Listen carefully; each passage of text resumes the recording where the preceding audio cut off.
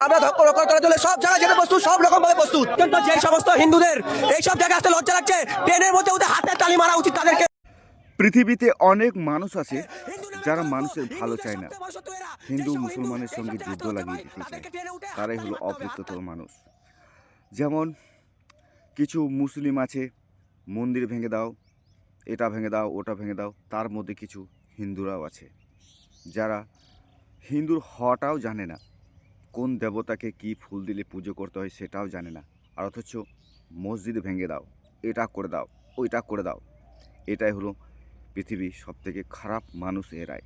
আর এই মানুষগুলোর জন্যে ভালো মানুষ অনেকেই অসুবিধার মধ্যে পড়ে যায়, ক্ষয়ক্ষতি হয়ে যায় এই খারাপ মানুষগুলোর জন্যেই। এই খারাপ মানুষগুলো নিজের স্বার্থের জন্য এই কাজগুলোই করে। যখন তার পকেটে মাল ঢুকে যাবে সে সাইড হয়ে যাবে। আর মরবে কারা? সাধারণ মানুষরাই মরবে, আমাদের মতো লোকরাই মরবে। তো এই সব মানুষদের কথাগুলো কানে ভরা চলবে না, তাদের কথাগুলোকে এড়িয়ে চলাই ভালো।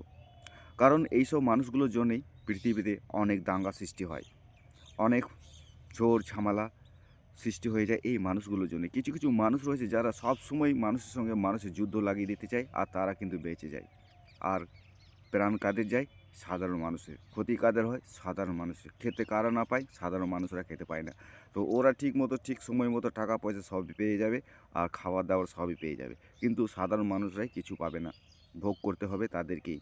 আর সব কিছু তারা পেয়ে যাবে কিছু কথা বলে, আর মারামারিটা তারাই লাগিয়ে দেবে। তো বন্ধুরা, এইসব লোকেদের থেকে দূরে থাকা অনেক ভালো, শ্রেয়।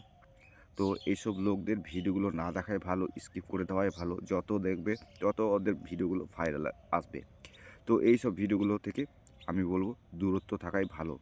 কারণ হিন্দু মুসলমান আমি দেখেছি আমাদের গ্রামে সবাই ভাই ভাই হয়ে আছি, কীরকম মারামারি সৃষ্টি লাগিয়ে দিচ্ছে তারা, ঠিক আছে? তো এইসব থেকে দূরে থাকাটাই অবশ্যই ভালো।